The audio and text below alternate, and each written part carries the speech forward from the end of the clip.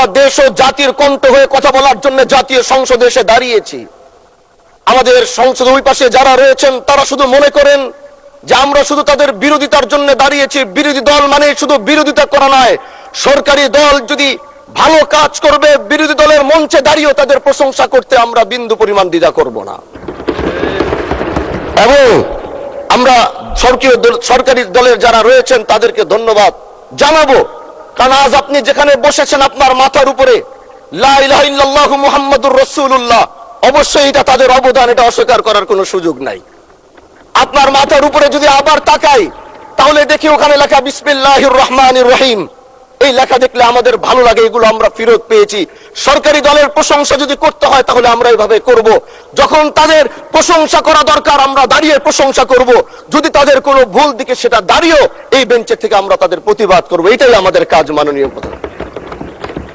আজ দাঁড়িয়েছি, হয়তো আমার কথা অনেক লম্বা, আমি জানি না আপনি আমাকে সময় দিবেন কিনা, কিন্তু আমি বলতে চাই মাননীয় স্পিকার, আমরা যেই জায়গা থেকে দাঁড়িয়েছি বাংলার 30 থেকে 40 লক্ষ উলামায়ে কেরাম আমাদের দিকে তাকিয়ে রয়েছে, কারণ তাদের কণ্ঠ, তাদের সে আওয়াজগুলো আমরা যেন জাতীয় সংসদ থেকে দিতে পারি। তার মধ্যে অন্যতম একটি হলো মা কানা মুহাম্মাদুন আবা আহাদিম মির রিজালিকুম ওয়ালাকির রাসূলুল্লাহি ওয়া খাতামান নাবিয়্যিন ওয়া কানা আল্লাহু বিকুল্লি শাইইন আলিমা। আপনি জানেন নবীর পরে আল্লাহ নবী হচ্ছে আমার ইমানের অংশ, আমার ইমানের পার্ট। তিনাকে ভালোবাসা, তিনার উপর ইমান, এটা আমার ইমানের অংশ। তিনি আমার শেষ নবী, যেটা কোরআন ঘোষণা দিয়েছে। নবীও বলেছে আনা খাতামুন নাবিয়্যিন আলা নাবিয়্যা বাদি, আমি শেষ নবী, আমার পরে কোনো নবী আসবে না। কিন্তু মাননীয় স্পিকার, দুঃখের সাথে বলতে হয় বাংলাদেশের এরকম একটি পার্ট রয়েছে, যেই পার্টের এক অংশ মানুষ তারা নবীকে অস্বীকার করে, তারা মুসলমান দাবি করে। এবং এই বিষয়ে অনেকের ধারণা আছে, তারা জানে এই আন্দোলন করতে গিয়ে অনেক মুসলমানকে রাস্তায় শহীদ হতে হয়েছে, আন্দোলন করতে হয়েছে। স্বাধীনতার পর থেকে আজও সে আন্দোলন চলছে, কিন্তু আজও পর্যন্ত সেটা পাইনি। আমি মাননীয় প্রধানমন্ত্রীকে বলবো, আপনি বাংলাদেশে একটি ইতিহাস রচনা করে যাবেন। আপনার মাধ্যমে যদি এটা স্বীকৃতি পায়, যারা নবীকে অস্বীকার করে তারা কোনোদিন মুসলমান থাকতে পারে না, এটা আইনের মাধ্যমে, এটা বাংলাদেশের পার্লামেন্ট থেকে ঘোষণা হবে, সেটা আমরা চাই। মাননীয় স্পিকার, আরেকটি কথা, আপনি জানেন আমরা আমাদের নবীকে সবচেয়ে বেশি ভালোবাসি, যিনি আখিরি নবী, যাকে বলা হয়েছে ওয়ামা আরসালনাকা ইল্লা রাহমাতাল লিল আলামিন। আমরা বারবার দেখছি কিছুদিন পর পর কারা যেন কিভাবে এসে আল্লাহ নবীর শানে কটূক্তি করে, নবীকে নিয়ে অশ্লীল ভাষায় গালিগালাজ করে, নবীর শানে কটূক্তি করে। এই আন্দোলন, এই সংগ্রাম করতে গিয়ে আপনিও মাননীয় স্পিকার দেখেছেন রাস্তাঘাটে আন্দোলন করতে গিয়ে কত মানুষ মৃত্যুবরণ করেছে।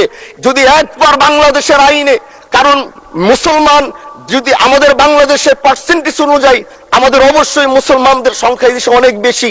আমরা তো অন্য কিছু চাচ্ছি না। এই দেশের মানুষ নামাজ না পড়লেও যদি কেউ নবীকে কটূক্তি করে তার কলিজা ছিঁড়ে যায়, সে রাজপথে নেমে যায়। আমি বলবো যারা নবীকে কটূক্তি করে, নবীর নামে গালিগালাজ করে, এদের মৃত্যুদণ্ড, এই আইনটাও যেন বাংলাদেশের এই সংসদ থেকে পাশ করা হয়। মাননীয় স্পিকার, এই কথাগুলো বলতে গিয়ে অনেক কথা হারিয়ে যাচ্ছে।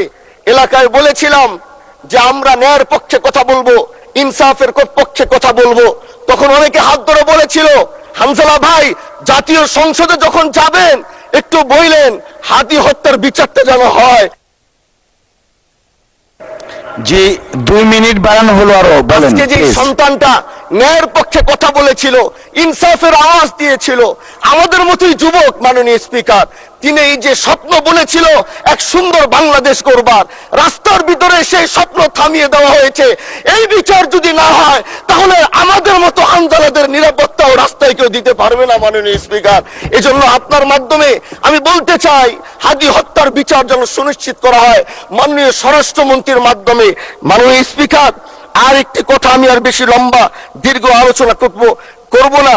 আমার এলাকার মাদক নিয়ে বড় মুশকিলে আছি, প্রশাসনের সেই সহযোগিতা আমি পাচ্ছি না। একদিক থেকে আমি নিজে মাদক বিরোধী সংগ্রামে নিজে রাস্তায় নেমে মাদকের বিরুদ্ধে আমি নিজে অভিযান চালিয়েছি। এবার তাদেরকে একদিক থেকে ধরে যখন প্রশাসনের কাছে ইয়াবা সহ গাঁজা সহ দেওয়া হয়, তখন তারা একদিক থেকে আসে কোর্টে চালান করে দেয়। একদিক থেকে গোটা দেশ বলছে এই দেশ মাদক মুক্ত করতে হবে, আরেক দিক থেকে যখন তাদেরকে আমরা কোর্টে চালান করছি, 3 দিন থেকে 4 দিনের মাথায় জামিন নিয়ে এলাকায় এসে আবার মাদক ব্যবসা করছে। এই জন্য মাননীয় আইনমন্ত্রীকে বলবো, আপনি এই ইয়াবা গাঁজা যেই বড় বড় নেশাগুলো আমাদের দেশে বেশি সচরাচর চলছে, এই বিষয়ে আইনটাকে আরেকটু মজবুত যদি করবেন, তাহলে আমরা মনে করব আমরা এই দেশ আর এই সমাজটাকে আমরা হয়তো আগামীর বাংলাদেশ, আগামীর যারা যুবক, মাননীয় স্পিকার আপনার খারাপ লাগবে, যুবকগুলো গ্রামের তারা ধ্বংস হয়ে যাচ্ছে।